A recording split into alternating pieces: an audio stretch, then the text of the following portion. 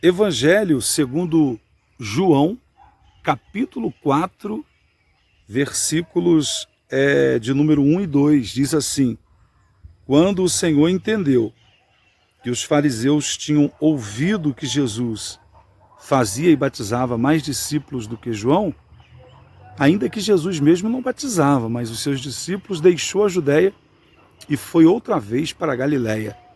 E era-lhe necessário passar por Samaria. Que interessante, né? Eu sou apaixonado pelo Novo Testamento, tá vendo?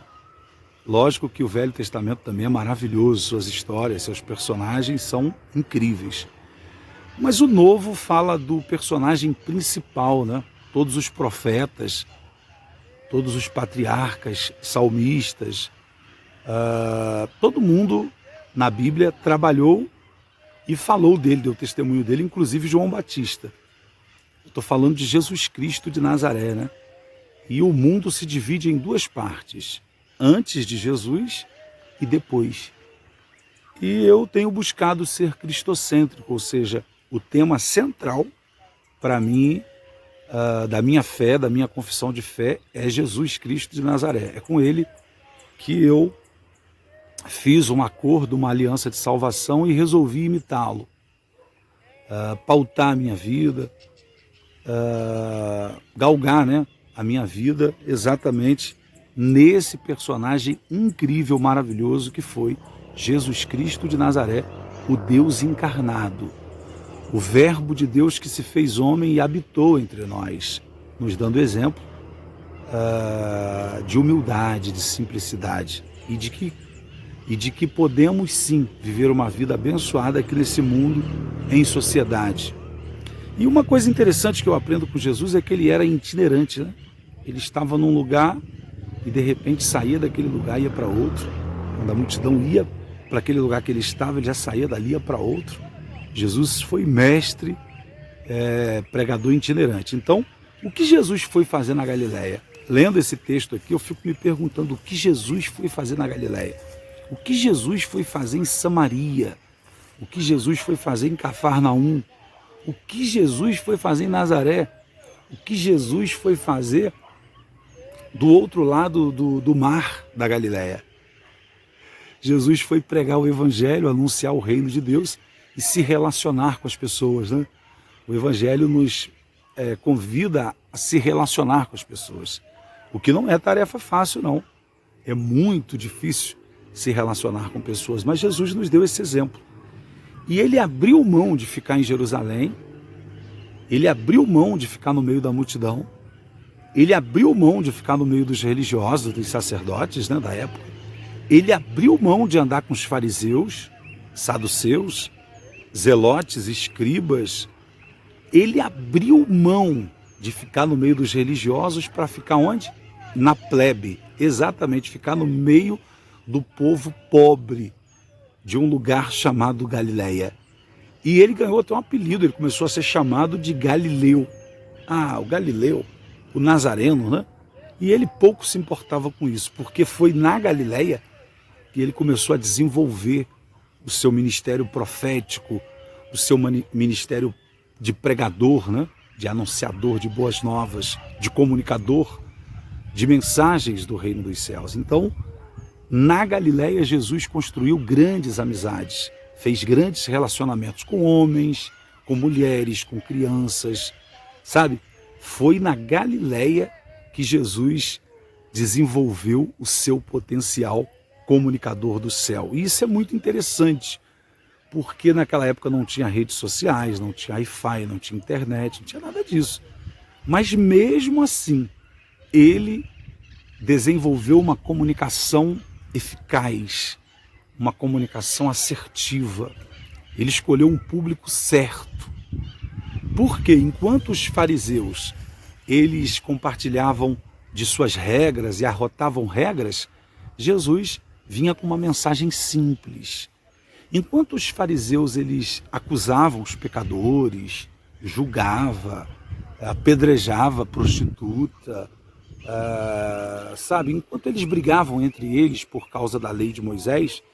E interessante que esses escribas, esses fariseus, eles eram tão terríveis religiosos tão terrivelmente fanáticos, extremistas, que eles pegavam a lei de Deus e cada lei eles escreviam ali 1000 regras por conta deles. Deus não tinha mandado nada, mas eles pegavam a lei de Deus, criavam regras e passavam aquilo para frente. Enquanto isso, do outro lado, lá na Galileia, Jesus Cristo, de forma simples, objetiva, direta, assertiva, anunciava: é chegado o reino dos céus, é chegado o tempo de salvação. E ele conhecia os desígnios dos corações dos homens. E ele começou a defender os pecadores. Os religiosos acusavam, os religiosos apedrejavam, julgavam em praça pública. E Jesus vinha e defendia. Defendia prostitutas, defendia cobradores de impostos desonestos, beberrões, leprosos, que eram abandonados e rejeitados pela sociedade, coxos, paralíticos, cegos, surdos, mudos, endemoniados, porque para isso se manifestou o Filho de Deus, Jesus Cristo de Nazaré, para desfazer as obras do diabo. E uma das coisas mais maravilhosas que o Evangelho também proporciona para nós é a libertação da religiosidade, porque além de curar, além de salvar, o que já é bastante, né? O que já é muita coisa, além de multiplicar pães, peixes e fazer milagres maravilhosos na nossa vida, no nosso coração, o Filho do Homem também, através da mensagem do Reino de Deus, veio nos libertar da religiosidade. Exatamente, você encontra Nicodemos, por exemplo, tendo um encontro com Jesus Cristo e numa conversa de noite, pergunta a Jesus Cristo o que ele podia fazer, porque ele estava desejoso de conhecer a mensagem do reino dos céus. E Jesus fala com ele: você precisa nascer de novo. A mulher samaritana também, Jesus se aproxima dela e por causa de religiões, por causa de paradigmas, de dogmas humanos, havia um preconceito. Samaritanos como ela, original ali das terras de Sicar ali, em Samaria, não conversava com os judeus. E Jesus, sendo judeu, se aproxima dela e disse: olha, você sabe quem é que está te pedindo água? Eu estou com sede, se você me der água eu vou beber e vou tornar a ter sede. Agora, se você beber da água que eu lhe der, vai nascer no seu interior um rio de água viva. E Jesus rompe com o dogma da religião, o preconceito humano, o paradigma, e Jesus propõe para ela relacionamento de amizade. Olha que legal, olha que interessante. Jesus também foi na casa de Zaqueu, né? Zaqueu, desce depressa, hein? Zaqueu, desce depressa, porque hoje eu vou na sua casa, propondo relacionamento, amizade. E então eu descubro porque Jesus, ora, estava de um lado do mar, né? Nas cidades ali das regiões de Jerusalém, Judeia, e ora ele estava na Galileia, no meio da plebe, no meio dos pobres, dos menos favorecidos na sociedade da época. Jesus foi um grande exemplo de humildade, de simplicidade. E é essa simplicidade, essa liberdade que o Novo Testamento nos apresenta. Simples demais, sabe? Fuja de estudos sistemáticos, fuja de estudos muito filosóficos, fuja de estudos muito teologicamente difícil, complexo, sabe? Que tenta explicar Deus. Fuja dessas coisas. Creia, somente creia e siga Jesus Cristo de Nazaré, sabe? Busque de Deus sabedoria, porque está escrito no livro de Tiago que Deus dá sabedoria a quem lhe pedir. Eu fico por aqui. O meu nome é Marcos Vinícius Tostes. Eu sou idealizador de um projeto social e missionário chamado Mente de Campeão. Eu prego o evangelho nas ruas e trabalho também treinando crianças, adolescentes, jovens, né, na minha comunidade. Você, por favor, se não é inscrito ainda no meu canal, no YouTube, se inscreva aí. Mente de Campeão, se inscreva, ativa o sininho aí de notificações e vamos ficar mais próximos aí um do outro.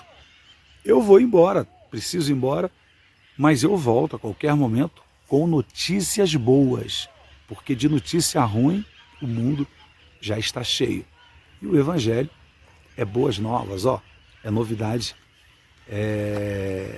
são novidades de vida para o meu coração e para o seu. Viva Jesus, tenha uma mente de campeão. Fique com Deus.